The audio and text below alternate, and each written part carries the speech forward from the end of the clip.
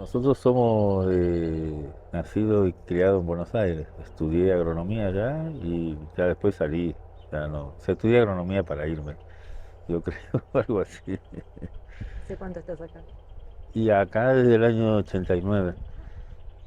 Y salí de la facultad en el 86, fui a Chilecito, que es un lugar muy Ujú. parecido a este, fue 2 años con un proyecto para cambiar el mundo.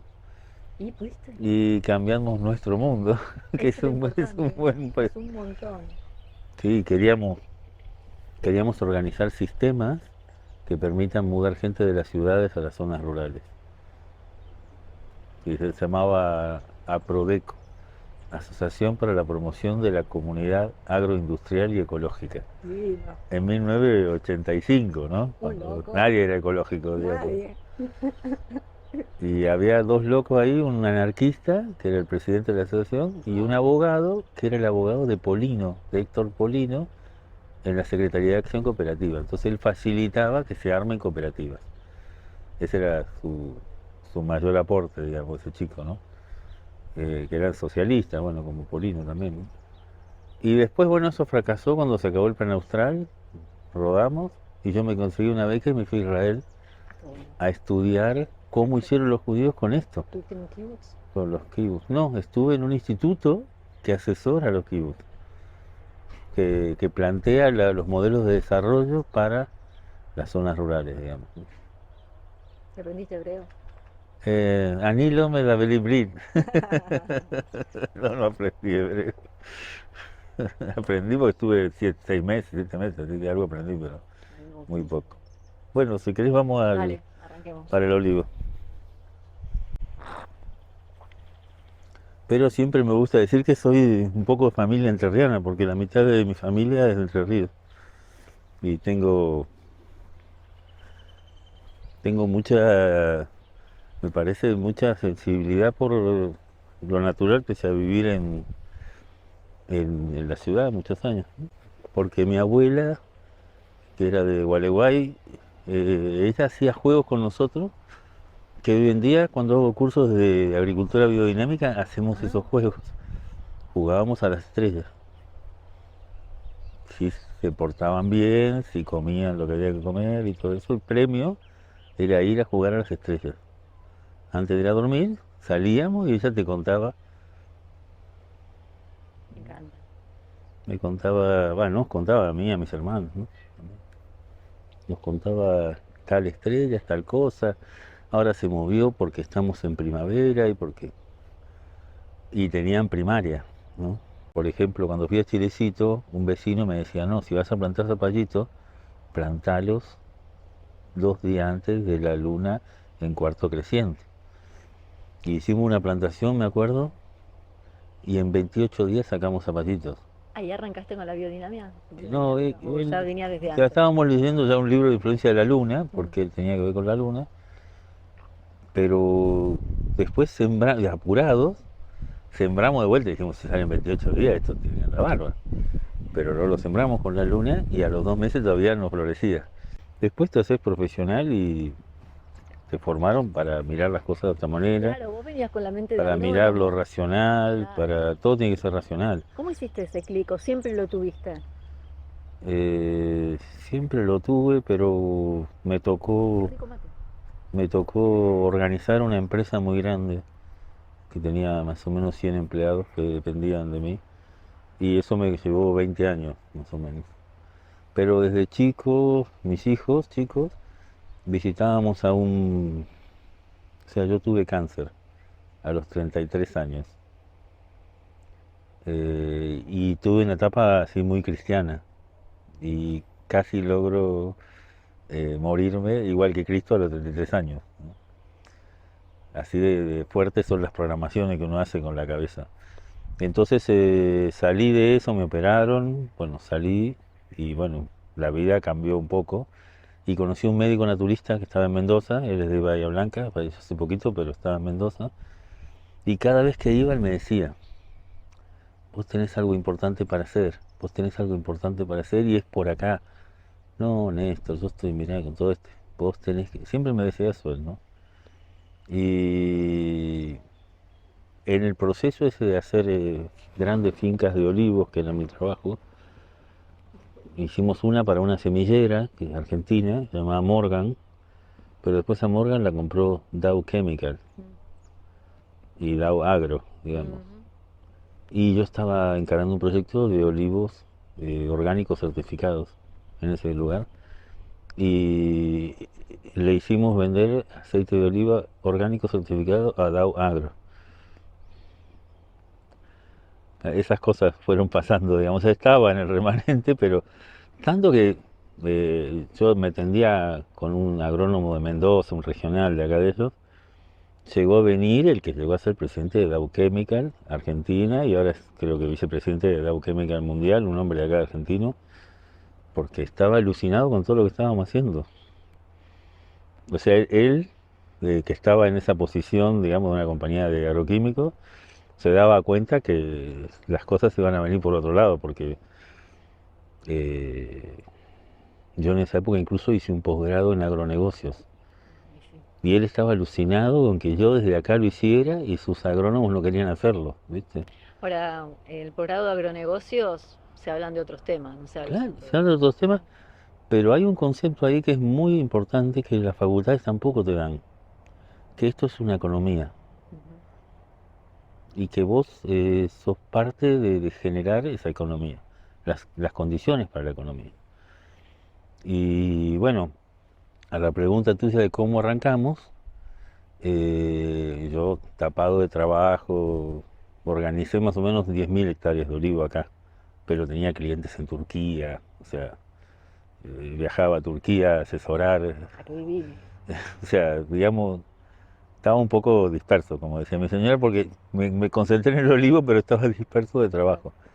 Y un día empecé ya con el último cliente grande, que son 1.800 hectáreas de olivo, que están acá en el límite de San Juan y Mendoza, un español, empecé a desencillar, porque me empezó a hacer ruido, porque mi mujer empezó a hacer feria con el Pro Huerta en la casa de Sarmiento, porque ella siempre hizo cosmética y empezó a hacer cosmética con aceite de oliva, que nosotros ni teníamos la fábrica. Yo trabajaba en una fábrica y molíamos la aceituna ahí, y la empecé a acompañar y empecé a vender un poquito de aceite ahí y empecé a charlar con la gente y me di cuenta que la gente quería alimentos sanos, Claro. porque eso era una feria de productores que no usaban agroquímicos. Entonces yo le dije a mi mujer, vamos a dejar de usar agroquímicos. Y ella me dijo, ¿y cómo vas a hacer? No sé. Digo, no sé cómo voy a hacer, pero lo vamos a hacer. Ese fue el primer paso, pero lo que estamos parados ahora no es en dejar de usar agroquímicos, sino en producir generando los insumos acá adentro. Porque a mí me parece que la crisis del modelo productivo mundial no es solo ambiental, es económica. Y por eso el discurso de un productor agropecuario en todo el mundo es de queja, porque se da cuenta que todo ese esfuerzo se lo llevan los que venden insumos. O sea, esto cambió en 1940, antes de la Segunda Guerra, con el crack ese financiero, que dijeron hay hambre, hay que empezar a usar el DDT y las plagas y no sé qué, y porque hay hambre, y armaron este modelo que en aquella época funcionaba. Antes de los 40 en todo el planeta, todo el mundo comió 10.000 años sin comprar insumos. Por eso no hay agricultura sin animales. No hay. No, es un modelo que no va a funcionar y que ya ahora está claro. Cuando yo estudiaba agronomía usabas 1 litro de glifosato y funcionaba. Ahora usas 12 por hectárea y funciona menos porque yo en la facultad estudié, soy genetista vegetal. Tengo la especialidad de mejoramiento genético. Cuando vos metés un elemento, lo que estás haciendo es seleccionando. Las que sobreviven son las que van a volver.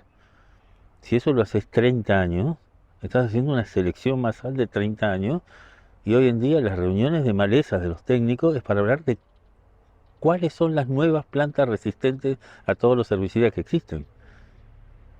O sea, porque la naturaleza es más inteligente que nosotros. Bueno, y entonces eso es lo que está pasando. Ahora, comprar 12 litros es una deseconomía. Y ese es el punto. Yo hice mi posgrado en agroecología en Esperanza, Santa Fe. en Santa Fe. Mirá. Viajé un año seguido allá a la facultad y en el corazón de la soja. Y a nosotros nos enseñaron que los suelos clase 1 son indegradables. Bueno, vimos suelos clase 1 transformados en clase 2 por impedimento de drenaje, por el peso de las máquinas, provocado por 30 años de soja. Vos te das cuenta que no es un tema de las huertas, no es un tema del olivo, que es un tema que está en todos los ambientes.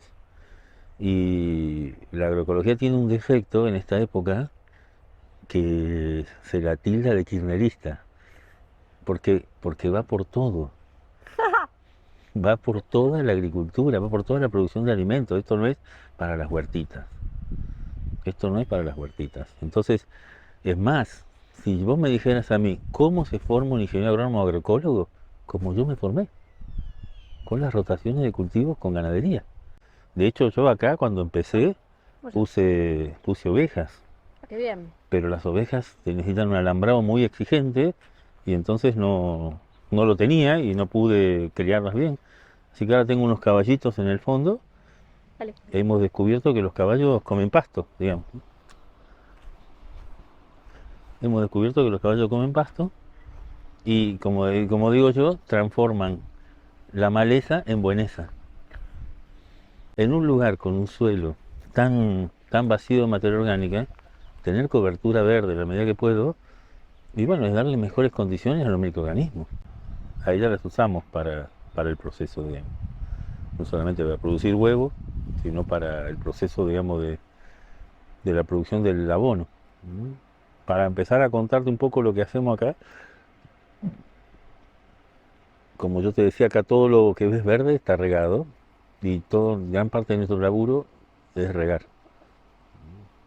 Y gran parte de las inversiones que hacemos tienen que ver con regar mejor. Porque acá la sequía, no acá, sino en la cordillera, lleva 12 años.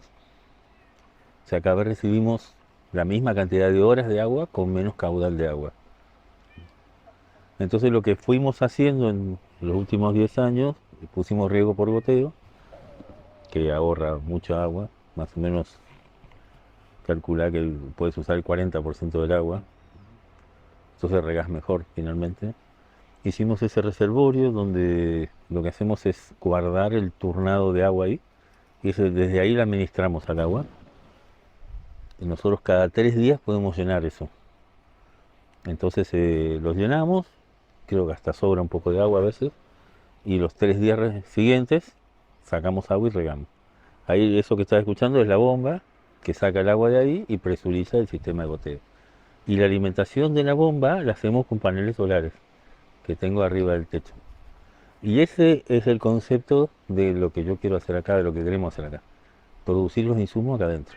O sea, captamos la energía acá adentro. Cuando molemos la aceituna, eso da dos resultados. El aceite de oliva por un lado, que no es más del 20%, y el resto es todo materia orgánica, con agua. Y eso hacemos una transformación, hacemos un compost. Y ahí en el compost interviene el guano de los caballos, el guano de las gallinas. La calefacción de la casa es con la poda del olivo. Y la poda del olivo es necesaria hacerla para que sea productivo. La ceniza de la calefacción va al compost y es clave para mejorar todo lo que es la actividad biológica porque mejora el pH. Levanta un poco el pH que es medio ácido. Y aporta potasio, que en este momento que estamos abonando, eh, para el crecimiento del fruto es clave. Así que ya generamos la energía y generamos los abonos. Generamos el control de malezas con los caballos y una rotación con alambrados eléctricos. Ahora están en el fondo, que son 700 metros, pero son 6 animales, tampoco son tantos. No son míos, son de un vecino que no tiene dónde darle de comer. Bueno, le da de comer acá. Y bueno, él los atiende, tiene unos tachos con sus azules donde les pone agua. Y es increíble porque cuando saca los tachos y los pone al otro lado, ahí queda una montaña de abono. Porque ellos cuando toman agua se ve que defecan ahí. Claro, qué Entonces ni bueno, siquiera tienes que ir a juntarlo al agua. excelente. ¿Mm? Entonces yo lo que veo de este modelo de agricultura que estamos construyendo es que vos cuando vas a la facultad te suben a un banquito y desde ahí miras el mundo que te rodea. Y acá lo que primero que hay que hacer es bajarse del banquito y darse cuenta que acá vos trabajás, y trabajan las gallinas, trabajan los caballos, trabajan los microorganismos del suelo que le damos de comer. Entonces es más liviana la cosa, es bastante más liviana. Y el rol tuyo es de acompañar todo ese proceso, no de ser el eje del proceso. El eje son los olivos. A veces la gente viene acá y dice, ¿usted tiene fábrica de olivos? Sí, ¿de fábrica de aceite? Sí, tengo fábrica de aceite. ¿Podemos visitarla? Sí, pueden visitarla. Y los traigo acá los olivos, ¿viste? Y al rato varias veces me han preguntado, ¿y la fábrica? Ellos fabrican el aceite. Esa es la fábrica. El lugar donde nosotros sacamos el aceite se llama molino porque lo que hacemos es moler la aceituna para sacársela. Pero los que hacen el aceite son ellos. Los que leen que ahora empezó a hacer frío y hay que guardar energía al lado de la semilla en forma de aceite son ellos. Porque estos cambios de frío empiezan, por eso estamos abonando desde esta semana, empiezan a generar acumulación de aceite. La planta se prepara para el invierno, cambia los balances hormonales, porque todo es un tema de balance hormonal. Si va a salir una hoja, si va a salir una flor, si va a acumular aceite, todo es cambio de balance hormonal. Y leen que empieza el otoño, o que empieza a haber fresco a la mañana. Y entonces eso les permite acumular aceite de oliva. Y entonces yo había leído que la provincia que menos agrónomos tenía era Formosa. Después me di cuenta que lo que no tenía Formosa era gente. No es Claro, que no tenía claro. agrónomo, tenía veterinario, no tenía La nada. proporción era el tema. Y el segundo, de abajo para arriba, era San Juan. Porque acá había una escuela de enología fundada por Sarmiento, que eran los enólogos los que llevaban los campos, y los agricultores hacían lo que los padres habían hecho toda la vida. O sea, nadie necesitaba un agrónomo. De hecho, estos dos agrónomos jóvenes se tuvieron que ir a Chilecito a trabajar. Dos agrónomos de San Juan que habían estudiado en Mendoza, digamos, ¿no? Criado acá. Y bueno, le dije, vamos a San Juan. Y él dijo, San Juan, mi abuelo me llevaba a un campo en San Juan cuando era chico, me encanta San Juan, vamos a San Juan. Y mi socio me miró y dice, ¿dónde sacaste lo de San Juan? Así fue. Yo no conocía a San Juan, nunca había venido. De hecho, había 50 agrónomos acá, todos trabajaban en el estado. INTA, la provincia, SENASA, no sé, esas cosas, digamos. Y de hecho fue así.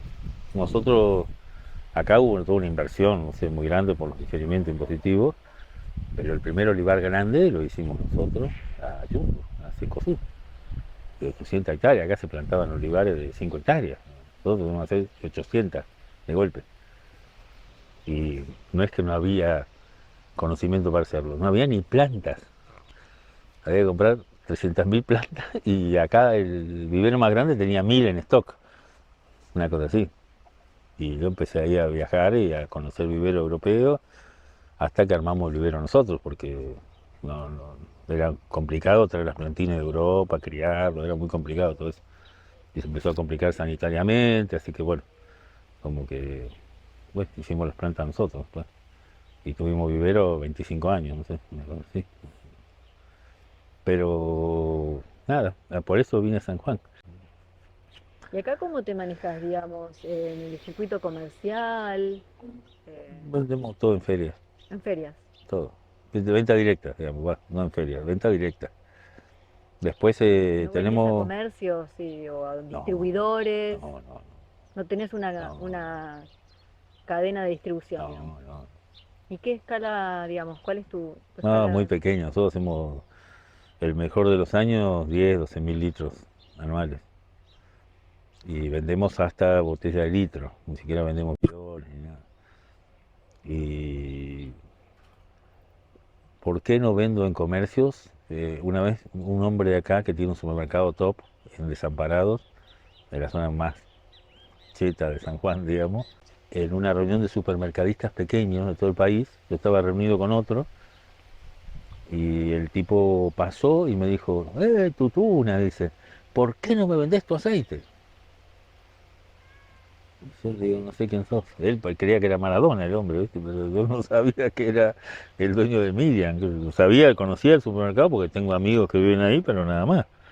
Y he ido a comprar alguna vez. Me dice, no, yo soy el que más aceite vende en San Juan, conozco todos los aceites, me gusta el aceite. Tenés que venderme. Bueno, te voy a vender. Ya voy a ir por allá. Y cuando fui, entré al supermercado, nunca me había fijado, entras y hay una góndola de aceites. A la entrada, donde la gente, donde el supermercado pone la coca, él ponía el aceite. Y tenía todos los aceites que yo conocía y los que yo no conocía. Realmente no me mentía el hombre. Y yo fui con una botellita que valía 150 pesos, de medio litro, y dije, le voy a decir, lo siento, porque este me va a querer bajar el precio. Y nos sentamos, pusimos a hablar, qué sé yo, y al ratito me dice, che, ¿cuánto vale esta botella? 200 pesos. Bueno, yo te puedo pagar 110. Y yo le digo, bueno, le digo, por eso no te vendo. Porque sos un garca. Porque vos te querés quedar con el 45% del precio. Es como si fuéramos socios en el éxito, le digo. Y no en la desgracia, que me cae un granizo, que tengo un problema laboral, que tengo... Entonces, hagamos 50 y 50 y somos socios desde que yo hago la planta de olivo. Y por eso no te vendo. Así que bueno, te dejo esto de regalo. ¿Y qué? Si yo quiero otro día comprar, vení y te regalo otra. Nunca te voy a vender ni una botella, le digo. Vos venís a veces que quieras a mi casa, yo te regalo cada vez que vos quieras porque sé que te gusta el aceite de oliva. Y le digo, y no vale 200, vale 150, le digo. Pero yo sabía que vos me ibas a bajar el precio mucho, nunca pensé que tanto. Y le digo, mirá, no es que nada contra vos, le digo. Yo mis primeros trabajos le vendíamos tomate en invierno a Carrefour y había dos Carrefour en la Argentina, uno en San Lorenzo, otro en Vicente López, y te pagaban en Vicente López los viernes de 12 a 1. Hacías la cola al aire libre, abajo de la lluvia si hacía falta, y si el turno tuyo era a la 1:01, volvías el viernes siguiente a las 12. Eso es lo que nosotros aprendimos de proveer supermercados. Y después en Córdoba nos metimos en la Feria Agroecológica de Córdoba, que tiene SPG, tiene Sistema Participativo de Garantía. Por eso nosotros no somos orgánicos, porque la certificación orgánica está enfocada para cultivos que se venden en dólares, les exportan. Es una certificación que propone la agroecología. Hay algunos modelos funcionando, muy pocos, muchos creciendo, muchos construyéndose, porque esto es una construcción. O sea, tiene que ver con cómo es la agricultura, un proceso biológico de construcción. ¿Sí? Che, tus olivos, algunos están enfermos, ¿qué haces? ¿Qué le pasa? Se están recuperando, te aseguro que se están recuperando. Pero no tengo para ponerle urea para que se recuperen en 15 minutos. Es otro el proceso. Bueno, esto también es un proceso de construcción de confianza, de la relación con los consumidores, con los que van a comprar, y de organismos públicos que apoyan esto. Pero el gran cambio de todo esto es lo de los organismos públicos para darle más credibilidad y más objetividad, si querés. Pero el tema es que cuando te hacen la inspección, no es como la certificada. O sea, hice el curso de inspector orgánico, o sea, fui inspector, certifiqué estaba con DAO y todo eso. Vienen a encontrarte el pelo en la leche y a maltratarte. A eso vienen. Tienen que ser malos. Te enseñan a ser malos. Esto es un productor que viene a visitarte, viene a detectar cuáles son tus problemas y te ayuda a solucionarlos. Es una construcción. La agroecología no es prescriptiva, no tiene recetas, tiene conceptos. Entonces vos tenés que encontrar las soluciones. Para eso tenés que dedicar, o sea, no hay agroecología sin agricultores. No es telemétrica como la soja. ¿Sí? Como dice un amigo mío que tiene el campo en Arias y de Venado Tuerto, Esteban, voy al campo cuando viene mi papá y vamos al casco a ver cómo está la casa y comemos un asado. Llamo al ingeniero, llamo al fumigador, le mando WhatsApp y tiene 3.000 hectáreas de soja y nunca va al campo. Vos tenés que tratar de llevarte bien con el vecino. Si vos tenés animales y pasan al campo de él y le hacen daño y no te llevas bien. Tenés que mejorar eso, por más que el vecino sea lo que sea. Porque siempre peor que tener un vecino es tener dos, porque es así, no hay otra. O sea, es fácil pelearse con el vecino. Entonces, construir una relación con un vecino supone un objetivo más importante que tener razón, digamos, para decirlo de alguna manera. Nos compra a través de Instagram, que lo atiende mi hijo, que tiene 22 años, y estamos toda la semana a través de Correo Argentino, que también apareció Correo Argentino con una solución de logística barata, eficiente, parece de otro país, Correo Argentino. Tiene 3.000 oficinas, no hay pueblo que no tenga una oficina de correo. Vos dejás, ni siquiera voy a San Juan, voy acá a Posito, paro en la puerta, si es pesada la caja me ayudan a bajarla, porque puedes mandar hasta 25 kilos. Y he mandado, por ejemplo, 2 cajas de 25 kilos a Bolsón un martes y llegó el viernes, a domicilio, con un precio, la quinta parte del colectivo. Ya tenía el colectivo a Buenos Aires a Bariloche, Sí, se perdía en Bariloche, se rompía, se congelaba. sí, sí, te maltrataban la mercadería o te la maltratan, sí, ni hablar. Y esto a domicilio, que para ciudades grandes es una solución, porque vos, tengo un amigo que vive en Tigre, bueno, mira, tengo un primo en Lanús que ya te va a combinar con vos para que le des esta botellita, pasan 6 meses y no se la dio. Claro, ¿viste? Porque ir de Tigre a Lanús es como ir de acá a China, más o menos. Una cosa así. Y vos con esto, en menos de 2 días hábiles, está de acá en Lanús. Es magia, directamente. Entonces, nos generó una economía eso. Y eso, más el turismo, más la feria, yo no necesito vender en otro lado. Porque tampoco voy a producir más aceite. No voy a comprar 3 fincas más y hacer... No, yo no voy a hacer eso. Acá estábamos preparando terreno para... Esto que está levantado así es porque es la tierra que sacamos de acá, que quedó, y esa es la que estoy cultivando ahora con... Bueno, ahí, no sé, las ves, las aceitunas están todas Sí, sí. creciendo. ¿Mm? Acá las va a ver mejor. ¿Eh? Ellas están, ahora ponerle están en 5 gramos más o menos, y van a llegar a 10 gramos, estas aceitunas. Y crece mucho ahora que afloja el calor, porque esta planta es de clima templado, no de clima tórrido como acá. Y entonces el olivo, la gran habilidad que tiene es la de una economía del agua. Cuando hay mucho calor, cierra todos los estomas, no hay fotosíntesis y no consume agua. Entonces vos le regales el 50% y está bien la planta. No para el crecimiento, no hay menos aceite ni nada, está totalmente estudiado eso.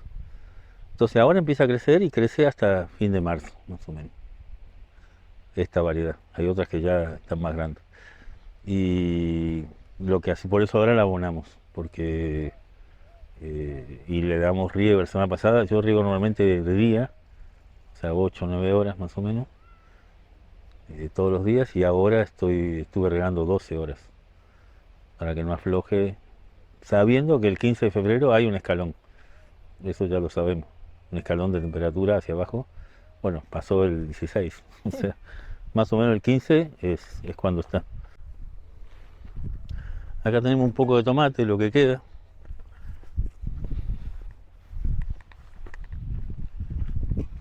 Ya queda muy poco. Allá tenemos eh, lo que se llama milpa, o sea, el maíz combinado con Mm, zapallos. está buenísimo. Acá teníamos berenjenas. Bueno, todo esto ya como está terminando el ciclo ya, digamos. Ujú. Pero bueno, esto ya hicimos la salsa para todo el año, ya como que ya está hecho. Contame de la milpa. Y la milpa es como una síntesis de la sabiduría de las plantas americanas, digamos, ¿no? La milpa combina el maíz, leguminosa, que es generalmente poroto, y una cucurbitácea, que puede ser zapallo. Acá ponemos zapallo, sandía, melones, zapallito. O sea, el zapallo va a guardar y zapallito, digamos, para comer, y melón y sandía para el verano. y lo que hace es el maíz, lo tenés que poner como protector de vientos al sur, porque acá los vientos dominantes son del sur, después toda una franja de cucurbitáceas que de alguna manera cubre el suelo, y después otro maíz. Y el poroto lo pongo entre medio de los maíces y se encaña, y usa la caña del maíz y sobre todo aporta nitrógeno, que esa es otra locura, ¿no? Compras una bolsa de urea, que es nitrógeno del petróleo, no sé cuánto vale ahora una bolsa de urea, debe valer como 10.000 pesos, una cosa así, 50 kilos, y tenés el nitrógeno gratis al 71% en el aire. Y tenés una familia como las leguminosas que son súper cultivadas, digamos, la alfalfa, la soja, los porotos, garbanzos, lentejas, súper cultivadas, los tréboles, que pueden tomar nitrógeno del aire en asociación con una bacteria. Para eso tenés que darle la condición al suelo. En el caso de la soja, como no le dan condición de suelo, la inoculan previamente para que haya sobrepoblación de bacterias, pero bueno, toman, digamos, nitrógeno del aire, que eso lo estudiamos en la primaria. Hay registros de milpa de 8.000 años, porque en la pandemia vi una charla de una genetista mexicana que contó eso, y contó el banco de germoplasma que tiene México de maíz, 4 millones de hectáreas en manos de agricultores de menos de 3 hectáreas. Acá no necesitamos bancos de germoplasma, lo mantienen los productores, de todos los colores, de todas las regiones. Donde está ese banco de germoplasma, eso es muy fuerte, porque maíz, o sea, México hace como 15 millones de hectáreas, hay 10 millones del maíz americano, ¿no? Y 4 millones del maíz diverso, de la diversidad. Así que nada, muy interesante eso también. Sí. Y porque se reconoce, y nosotros los agrónomos lo sabemos, que la agricultura, los conocimientos están en las personas que hacen la agricultura, en el chico este que me ayuda a mí. Y entonces para mí es una persona de consulta él. Es así. O intercambiamos, no, yo no le doy órdenes. Él sabe cómo hacer las cosas y cuando a mí no me gustan o las veo mal, lo charlamos. Así funcionamos. Tenemos de estos olivos así centenarios, tenemos más o menos 4 hectáreas, o sea, 400 árboles. Y después el fondo lo tuvimos que plantar nosotros de vuelta porque estaban secos los olivos. Ves que los olivos son todos injertados. Esas Mm. manchas así, esas protuberancias que tiene lisas, es el injerto. Los pies son de una variedad italiana. Y el injerto, la fruta, es la criolla nuestra, la arauco, la que comemos normalmente en las picadas, que viene de España, porque el origen de la planta es de allá, pero, o sea, es de Asia, digamos. Pero lo que tiene interesante es que el pie italiano marca, ¿por qué sé que el pie es italiano? Porque tengo dos plantas que los injertos no prendieron, entonces está la copa con el pie. Y es una variedad muy conocida de Toscana, con un aceite muy valioso, qué sé yo. Si es italiano, lo plantó un italiano. Entonces buscar un italiano acá en San Juan no es tan difícil porque hay pocos. Acá vinieron árabes y españoles. Y este señor Aberastain, que le da nombre a la villa, Ujú. se llamaba Antonino. Y yo estuve investigando con una amiga historiadora, la mamá era italiana. O sea, algún paisano de la madre Lo plantó. plantó estos olivos. Y este hombre era el militar que defendía San Juan en la zona sur.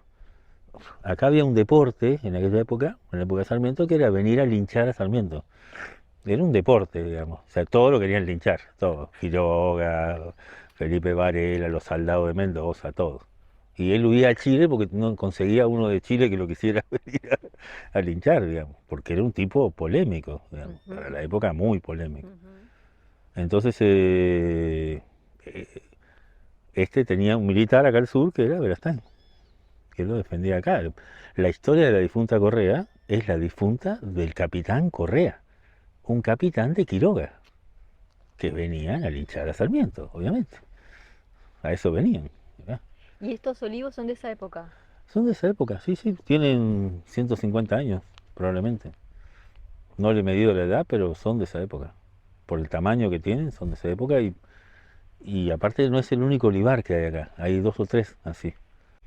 Así que bueno, y en el fondo plantamos, ya no plantamos a 10 por 10 como acá, sino a 10 por 5. O sea, hay una planta cada 5 metros en la fila, digamos, ¿no? Así norte-sur. Y ahora hace 3 años planté en el fondo, porque me quedó a 10 por 5 y las plantas de la variedad aquella, que es Shanglo, muy electa. Entonces planté Coratina, que es una variedad italiana, en honor a los orígenes, digamos, y aparte me gusta mucho el aceite. Y tengo 500 plantas nuevas de 3 años entre medio, quedó como a 5 por 5 allá en el fondo. Muy linda tu fábrica. Bueno, acá hay muchas costumbres rurales que son muy interesantes. Por ejemplo, el tema del tomate. Acá en las zonas rurales no se come tomate en invierno fresco. Se conserva el tomate sin piel y se come ensalada de tomate, ese tomate. En conserva, no seco. Claro, pero no molido. El tomate entero, En conserva. peladito en conserva. ¿No secan? ¿Fruta? Sí, también secan, pero no las zonas rurales, no tienen costumbre. Y la ensalada de invierno es una ensalada con el tomate peladito conservado. Que todas las plantas estén ordenadas, que no haya malezas. Y bueno, yo soy veterano de guerra. De la agricultura militar. No, no, del canal de Beagle. Ah, no, pensé que Soy veterano de guerra en de serio. verdad. Sí. Ok. Y en el 78, 79, que yo hice el servicio militar. Y nada, les tomé mucha bronca a los milicos y cualquier cosa que tenga que ver con ellos me alejo. Les gusta ver todos los patitos ordenados en fila y que no haya yuyos, que no haya cobertura y yo estoy rezando para que haya cobertura. ¿Entendés? Y cuesta. Esto que viene avanzando así, le pasamos al desmalezador y lo cortamos, lo dejamos ahí. Esto también es reserva de ahí abajo, digamos. Una cosa interesante fue esta experiencia, porque hicimos la primera milpa, la hicimos acá, ahí en aquella parte de allá, y tuvimos maíces de casi 4 metros, porque era tierra con todos los minerales completos. En la agricultura, la gente cuando reflexiona en la agricultura piensa que eh, las plantas se alimentan de materia orgánica, las plantas no se alimentan de materia orgánica, se alimenta de los nutrientes que le dan en disposición los microorganismos del suelo. Por eso la agricultura química tomó un atajo y les dio en la boca directamente. Lo que nosotros estamos tratando acá de volver a darle de comer a los microorganismos para que ellos le den de comer a las plantas. Pero cuando los tenés en un suelo virgen completamente, porque eso tiene 2 metros de profundidad, estaban todos los minerales ahí. Era como un shock así de energía, de nutrientes disponibles, digamos, ¿no? Muy grande. Hola, ¿qué tal? Hola, ¿qué tal? Acá puedes ver el compost, que estamos ahora, o sea, en aquel tacho azul, vení que estamos. Eso es compost, que ya se usó. Pero en el tacho azul este,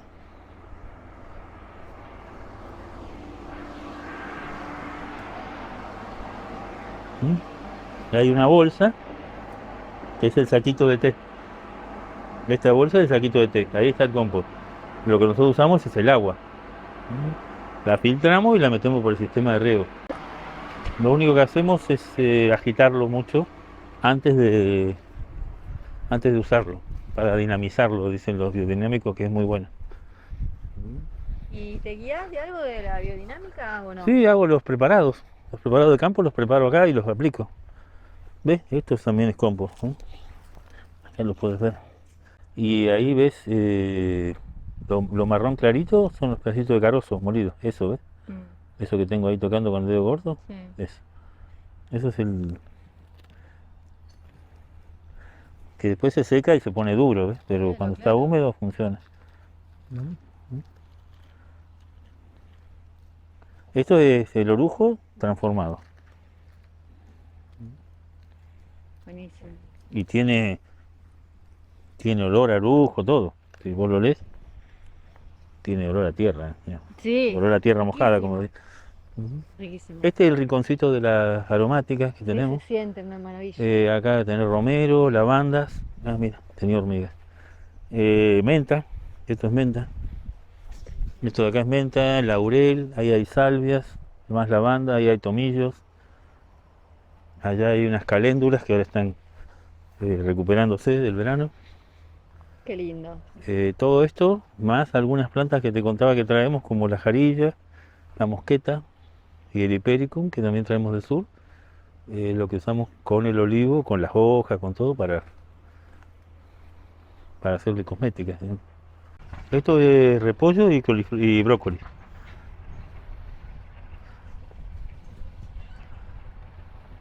Había hormigas ahí. Sí, hay hormigas. Buenísimo. Bueno, una de las consecuencias de la agroecología es la hormiga. Esos son algunos de los zapallos que hacemos, ¿no? Ayer traje uno. Que estos son los zapallos que guardamos, ¿no? Y esto, bueno, nos pasamos,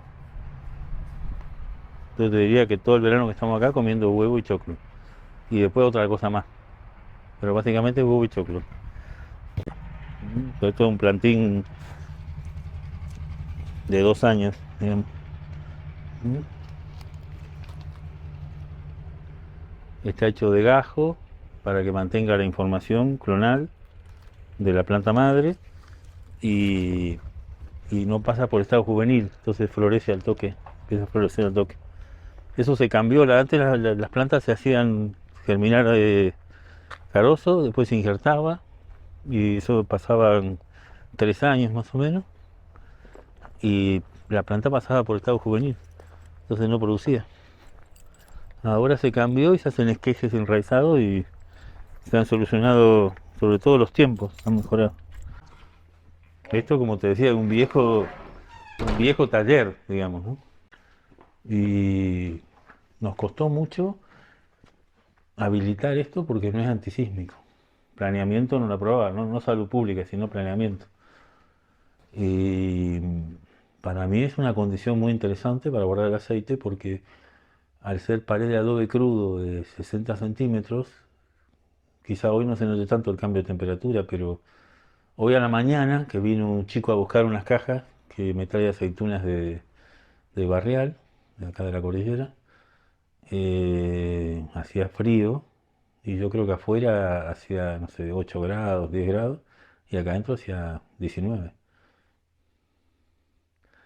Y la estabilidad de temperatura hace a la conservación de lo que es un jugo de fruta. El aceite de oliva no sale como todo el resto de los aceites de una semilla, sale de la pulpa de la fruta, ahí es donde se acumula. Y entonces como tal es un jugo de fruta. Y como tal hay que entenderlo para poder conservarlo. Pensar en un jugo de fruta natural que hagas en tu casa y dejarlo un año en algún lugar, sin heladera. ¿Mm? Por más que no es lo mismo la velocidad de fermentación en un jugo acuoso que en un jugo oleoso, no deja de ser un jugo de fruta. Y las tres cosas que cuidamos acá, una es la temperatura. Y con este edificio lo tenemos controlado gratis. Y la otra es la luz, que al estar en los tanques, yo no estoqueo envasado, estoqueo en tanques. Y voy envasando semanalmente. La mejor condición, porque aparte lo que tiene el inoxidable es que es muy poco poroso, entonces el intercambio gaseoso es mínimo y se mantiene muy, muy baja la acidez. Y después la tercera es que cuando yo saco el jugo de fruta de la máquina, que produce aceites vírgenes, la máquina produce aceites virgen, que sería la primera extracción, la primera prensada, todos esos nombres comerciales que hay. Técnicamente lo que produce es aceite virgen. Si el aceite cuando yo lo envaso no tiene defectos, ni químicos ni organolépticos, es virgen de calidad extra. Y ese es el término legalmente correcto. Después le permiten a uno en la etiqueta poner virgen extra, pero el término correcto para el código alimentario es virgen de calidad extra. O sea que cualquier aceite que vos veas que diga extra virgen, no leyeron ni el reglamento de la etiqueta. Si dice extra virgen, seguro que es un reenvasador que lo único que hace es comprar aceite y revenderlo. Vos ves las marcas serias y todos dicen virgen extra. Y la tercera condición que estaba diciendo, el jugo que saca la máquina, si yo lo saco muy limpio, muy clarito, porque la máquina hace una separación física, ¿no? Estoy perdiendo aceite en los residuos, mucho. Pero tiene que salir un poquito sucio, porque lo que lo separa, antes era una prensa, que por presión separaba, el principio físico, ahora es la centrífuga que por densidad separa. El aceite es menos denso que todo el resto de los componentes del aceite y cuando lo moles en una pasta y lo pones a 25 grados, está fluido y a alta velocidad, lo más pesado se va hacia afuera, girando, y el aceite, que es lo más liviano, queda en el centro. Y la máquina tiene un mecanismo para pescar ese anillo que se forma alrededor del eje interno, digamos, de la centrífuga. Se forma un anillo de aceite, después un anillo acuoso y después un anillo de sólidos. Entonces vos tenés que agarrar todo ese aceite, un anillo aceitoso y un poquito del acuoso, para asegurarte de llevarte todo el aceite. Y entonces sale con algunos residuos como cuando haces un jugo de fruta en tu casa, con sólido de suspensión, incluidos pedacitos de carozo. Y eso, yo tengo un decantador ahí donde sale, tengo un filtro para los pedacitos de carozo para que no vayan pedacitos de carozo a los tanques, pero siempre algo va. Y eso se va decantando naturalmente en los tanques, y entonces yo tengo todos los tanques con dos salidas. Una para sacar el aceite y otra para sacar las borras o los residuos orgánicos, que si no los saco, fermentan acá adentro y le dan defecto al aceite. Por eso todos los tanques tienen cono para facilitar no solamente que precipite, sino que se concentre en un lugar. Y ese es un trabajo que hacemos durante la época de elaboración, que es otoño, y hasta fin de invierno más o menos. Porque en baja temperatura es más lento la decantación, digamos, ¿no? Hay toda una discusión que, bueno, esta industria la manejan latinos y árabes, entonces todo está en discusión, ¿no? Pero una discusión que hay, que tiene que ver con tu parte comercial también, es, tengo unos tanques decantadores, cuando saco el aceite, los decanto ahí una semana y 10 días, los filtro y los guardo filtrados en los tanques. Los filtro los filtro en un filtro de papel o de tierra, y hay una fricción que oxida el aceite. Entonces, tener una acidez baja es más difícil en esa situación. Eh, pero estabilizas el producto. Entonces hay industrias que optan por eso.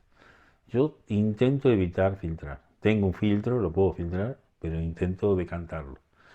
Entonces uso los tanquecitos chicos, esos 3 tanques, son los que reciben el aceite al principio, está ahí una semana, que es lo que me permite la capacidad de los tanques, y después lo mando, no le saco lo que puede haber decantado por abajo, le pongo la bomba y lo mando a los tanques de guarda, pero va con residuos siempre. Con todo eso he bajado, ponerle de 5% de residuo a 1,5%.